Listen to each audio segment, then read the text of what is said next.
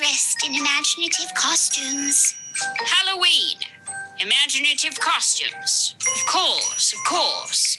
Little Hedgehog and Bibi smiled and held out the little gourds they had emptied in order to collect treats. Cecil? Yes, Jermaine? I think they want us to give them treats. Oh, yes, of course. I have the perfect thing to give away.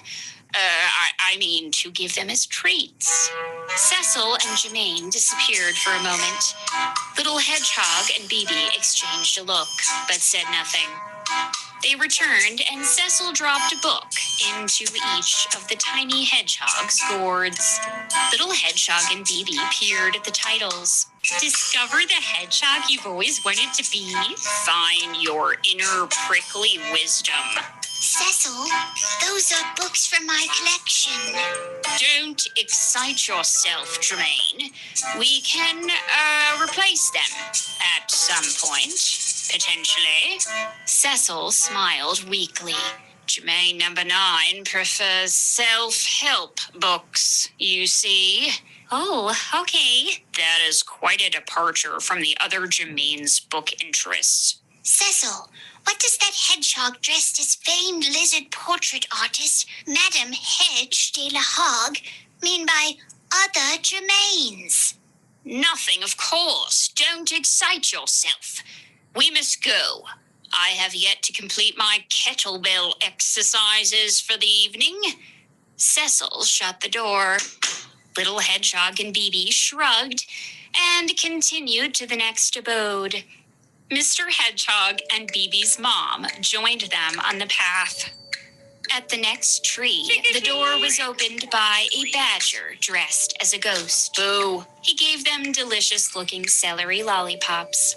Then they scampered up the steps to a burrow where a mole was handing out caramelized worms. Yum! Yum. Next door to that burrow, they visited a tree where a crow is handing out woven bracelets she'd made. I make them in my spare time. As they traipsed through the forest, they saw a few goats pass by, yawning. Little Hedgehog. Yes, Bibi? It just occurred to me that we nocturnal creatures have an advantage on Halloween. These diurnal creatures are clearly struggling to make it through the night. So true, Bibi. Next, they arrived at Ms. Jams's burrow, not far from Bibi's home. Bibi, Ms. Jams's lantern isn't on. No harm in trying. They scampered up to Ms. Jams's door and knocked lightly.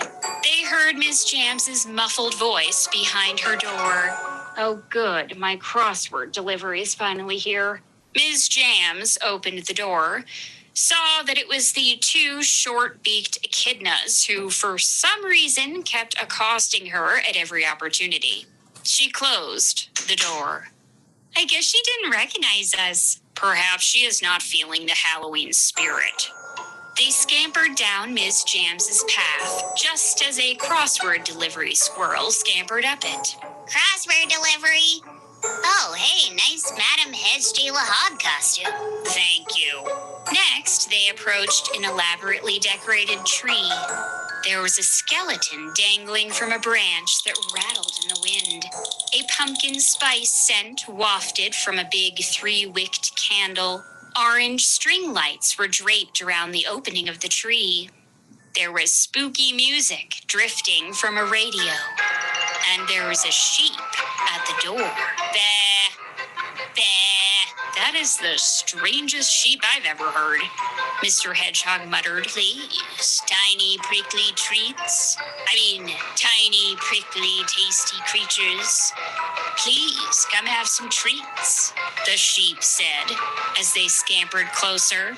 Yay! Yay! Mr. Hedgehog and Bibi's mom shared a significant look. Not yay. We're leaving. Mr. Hedgehog put a paw in front of Little Hedgehog. Bibi's mom put a paw in front of Bibi. The wiser, older hedgehogs turned their tiny hedgehogs around. What's wrong, Dad? Did something seem untoward to you? Yes, something seemed very untoward, Dad whispered as the 4 of them walked quickly down the path. That's not a sheep. It's a wolf. A wolf in sheep's attire? A wolf in sheep's garments, Mr. Hedgehog? Yes. The 4 hedgehogs scampered as quickly as their little legs could carry them until they were out of sight of the wolf. At the end of the night, as the sun crept above the tree line, they headed home. Little Hedgehog seemed a little off. Hum-de-hum. La-la-la-la-la. Mr. Hedgehog, what is wrong with Little Hedgehog? She is behaving more oddly than usual. Don't worry, BB. This is common on Halloween. Little Hedgehog is experiencing the combined effects of tiredness, excitement, and eating too many candied snails. I think I'm turning into a candy. That makes sense, Mr. Hedgehog. My mom says I should only eat no more than the equivalent of 1/200th of my body weight in candied snails in one sitting. Behind BB, her mom nodded sagely. Mr. Hedgehog raised his eyebrows, but said nothing. They all stopped off at BB's burrow. Little Hedgehog muttered a delirious goodbye to her best friend. Farewell, Prickly Bear. I shall never forget your portraits of vacationing salamanders. Lizards. Lizards. BB and her mom waved from their burrow step. Mr. Hedgehog lifted Little Hedgehog onto his back and began the trip home. Dad, Little Hedgehog murmured, her fins fluttering lightly in the breeze. Yes, Little Hedgehog. Do you know how I gave you all my super and abundant candies? Yeah, they were good. Did you like those when you were a small hedgehog like me? Now that you mention it, no. I always gave them to my dad. Little Hedgehog began to snore. Dad? I thought you were asleep. Dad, do hedgehogs just reach a point in their lives when they suddenly like eating super and abundant candies? Dad laughed. I guess so. Dad? Yes? I have a new collection. Oh, yeah? Candied snails. I collected them in my tummy. You might not want to add anything else to that collection anytime soon. Little Hedgehog went back to snoring.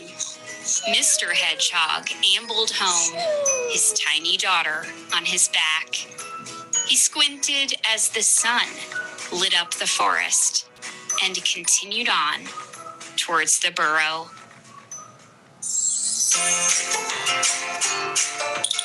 Oh my goodness, where did that skeleton come from?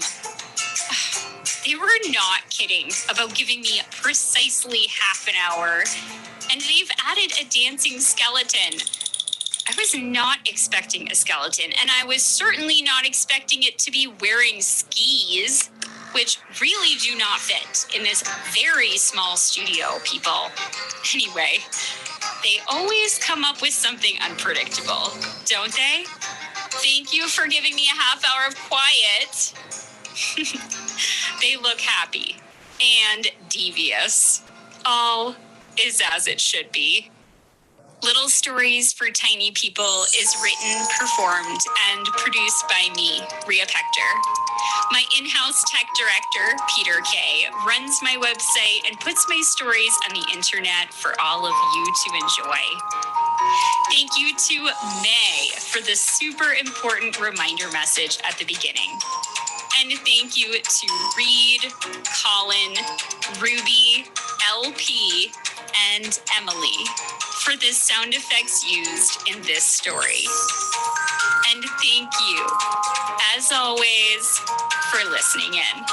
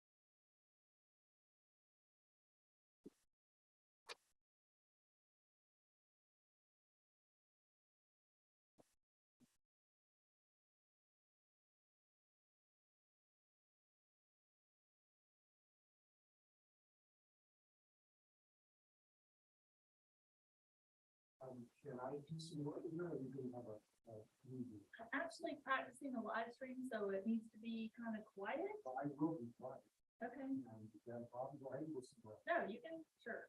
I'm like right there, at the back. Okay. Okay. Only take me a half hour. Okay. At the most.